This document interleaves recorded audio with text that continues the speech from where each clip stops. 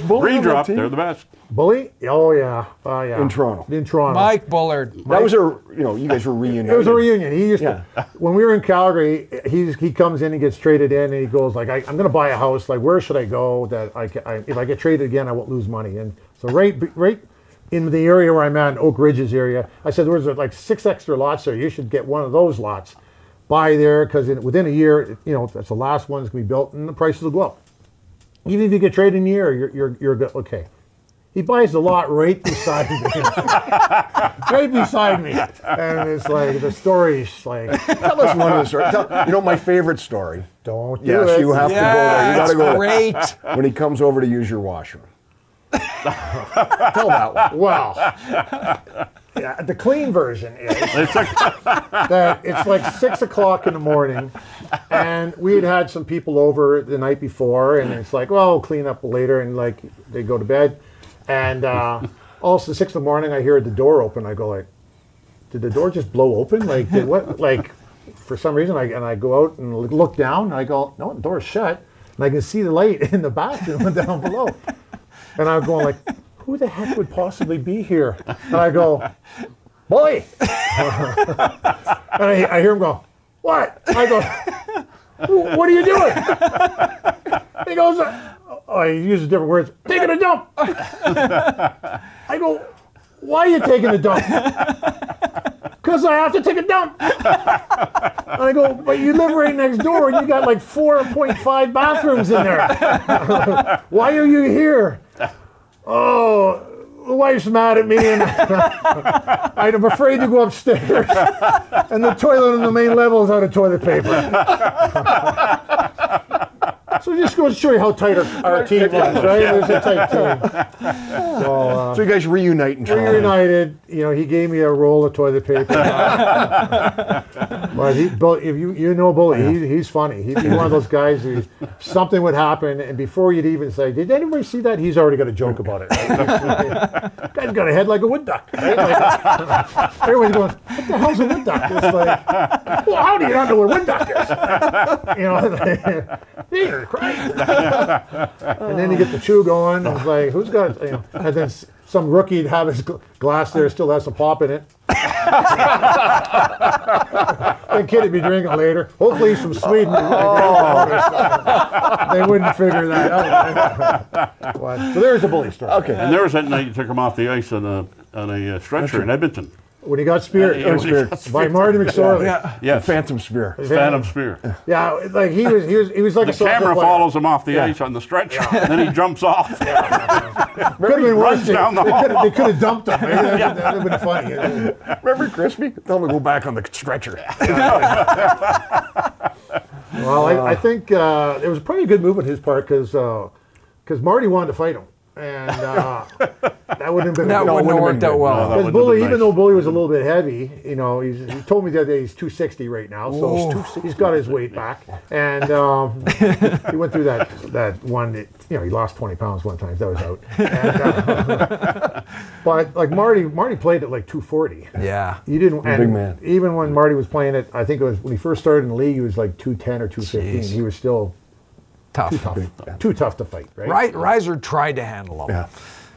Yeah. I think Marty was kind of confused there for a while. He was really confused. What is this guy doing? Does he not know who I am? That was one of my lines. Do you not know who I am? Yeah, the guy I'm going to kill. Okay, you know who I am. Okay, never mind. But you talk about fights, and of all the fights that I've had the pleasure of calling, The pleasure. the pleasure. Pleasure. Yeah, because nobody hit me. I was just calling them. Was the one you were fighting with Ron DeLorme. Well, And you weren't a noted fighter, but that was a heck of a fight. he's noted in the dressing room as a tremendous fighter. No, at the end of my career, I was still not noted as a fighter. But I made the mistake of getting into a fight like the week before in Chicago against a kid named DuPont. And like Tony O had speared me or something. Why I was in front of the net, I don't know. But I turned around to go like, oh, you want a piece of me, And this kid drops his gloves. And when I say kid, he's probably the same age as I am. And the fight starts, and after about 3 punches, I connect by luck. I connected first, rock him, sock him, and he goes down, and I get up. It's like, whew. This NHL is easy, right? And so, like, for a week, I got people talking about how tough I am. And then we go to Vancouver, and that was back in the time when you could literally like change anytime. So something happens, there's a scrum going on, I go to grab somebody and he skates away and jumps off the ice, and on comes his Ron DeLorme, who was only about 5'11", I think. But little did I know he's a noted fighter and Tough as nails. Very tough. Had dozens and dozens and dozens of fights. And so we grab each other and he's like, kid, you don't understand who you're dealing with right here. And I'm going like, I don't think you understand. I'm 1-0. I knocked the guy out. Did you not watch the video? So we're scrumming around there for a little bit, and then like when you're back in that day, especially if you don't want to fight, you're always hoping that somebody else takes the lead on the fight. It's like, well, wait, they're fighting. We'll just watch, right? Make it look good, though. We'll kind of do this a couple times. And then he throws like a punch, and then I go like, what? And then he throws like 2 more before I even get connected. I'm actually back in another fight. Fight goes on. Didn't realize how tough it was. I actually hit him. But that was a lot of good back and forth. That was back and forth. It was a great fight. But I did get him down. Like he went down just a little bit, and I'm going like 2-0, 2-0. Then he comes right back up again. What the hell's going on here? And then I was like, that was tough. And then I realized I'll leave that to Huncey. I'm just a goal scorer, right? Or something. I gotta do something. Or the world's greatest defenseman. Oh, there you go. Yeah. Who's got a Kleenex? I got it.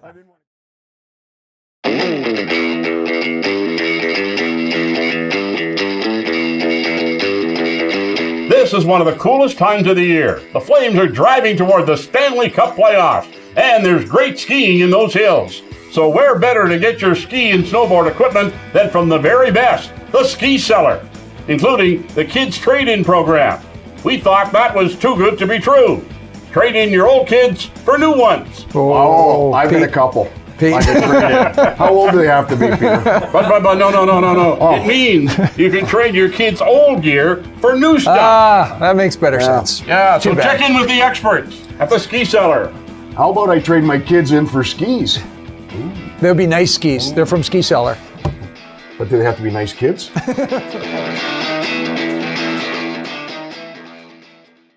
I didn't want to get that emotional right away. Yeah. Although I don't think people in Winnipeg think you're the world's greatest defenseman. No, you are still, You're still not one of the solid most with it. hated men, Jets fans of all time, for putting out Dale HAWERCHUR. I'm okay with that.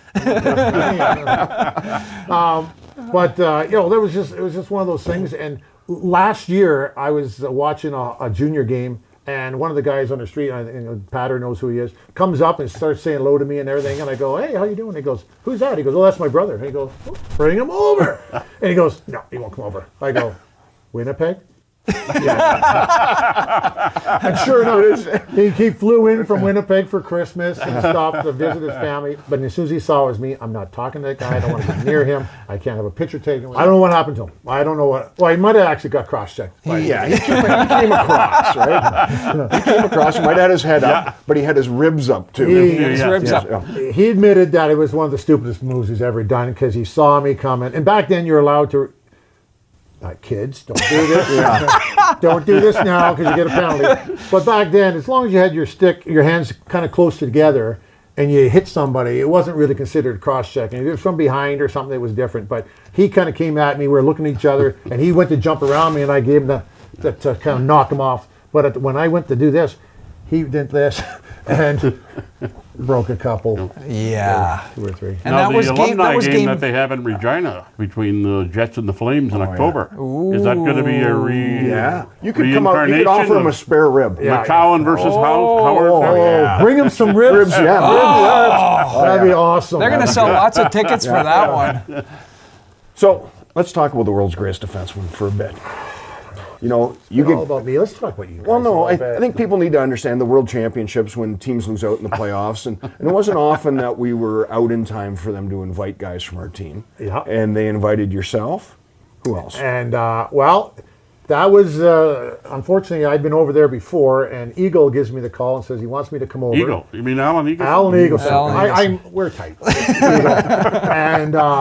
And I'm pretty sure that's the time where I said, I'm not going over there unless I can bring my partner, Rick Natchez.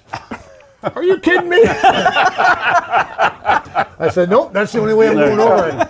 So then the phone gets hung up, and then like 20 minutes later, all right, you can come. So I phoned Nat up. Nat, we're going overseas. We're going to Finland. Or, like, what? I got invited over, and part of my deal is you're coming with me. Jackie, I'm going to Finland. Good, don't come back. But afterwards, I was told later that, hey, I was going to be selected the best defenseman, and Matt Sundin, who I didn't know at the time, was selected the best forward. Wow. Oh, okay. I kind of looked at him. Yeah, stick with me, kid. You'll be all right. Now, did EAGLESON give you a nice raise for that? Well, Eagle used to do, I'm not going to say they were illegal.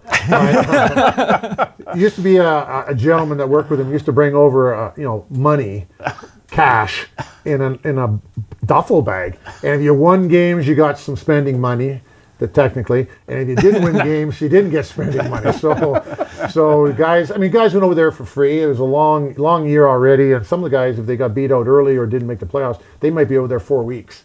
So it's a long time, and your body's banged and what up. And so, they go over there. I'll make up numbers. You're making $120,000 a year to play, and you go over there, and they give you $20 a game, $3,000 or $2,000 or less or something like Whatever Eagle had in his brief. Yeah, and you bought your own meals, and you bought your own beer and everything else, and so. You didn't make any money by going over there, that's for sure. Well, you wouldn't have. hey. Whoa. So anyways, whoa. Let's not even go there. Let's bring up the first time Patter ever bought a round. In First Czechoslovakia. time, every time. Tell him. I guess I missed it. You definitely missed it. It hasn't happened since either. We're in Czechoslovakia. The dollar value is like legally 20-1, but if you go through the doorman at the Hotel Intercontinental, it's like 40-1. So Patter is going like 40-1. Let me get my scribbler out here. What the hell? And we went in that bar. Remember that? Yeah, he went into a pub because the pubs were open in the day, and then the discos were open at night for you youngsters. Discos. Hashtag look it up, millennials. Yeah. And all of a sudden Patter buys a round, and everybody's going like, oh. What's going on here? Because I knew because I'd been over there previous, but all of a sudden they're going like, what? Like, what's going on? It worked out. It was like 5 cents a beer, and they were this big. Yeah. And Patter, actually, I think you bought 2 or 3 rounds. I did. I bought 3 rounds. You went crazy. You went crazy. You had the phone. That was all the cash I brought. Sherry, I'm sorry. I spent $11. So you leave Toronto and you end up in Detroit. And you got to Scotty. I got to Scotty. And won a cup. Won a cup. Won a cup with Scotty. It was he. Is he a lot like Crispy? Well, you know what? Crispy was easier to deal with than Scotty. Scotty would just look at you sometimes going like, why is this idiot on my team? And how can I get rid of him? But a couple times we did stuff with Scotty. I didn't know what was going on at the time, but I had Larry Murphy. He was another good player. Yeah. And Larry and I are driving to this airport together, and he goes, see that car right there? Pull in front of the guy. I know that guy, and he doesn't know your truck, so just pull in front and slow down a little bit. And I slow down. I do this for like 5 minutes, and finally this and this Mercedes goes blows through a red light like cars, just like in the movies. I go, who the hell is that? He goes, that was Scotty.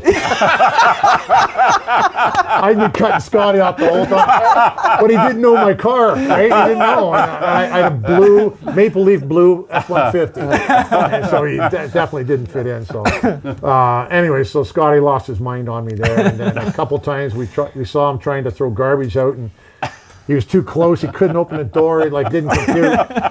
But I can tell you one thing, Scotty, when he had good teams and good players that sometimes have egos, he knew how to handle them. You have to have a special kind of guy that can connect with the players nowadays.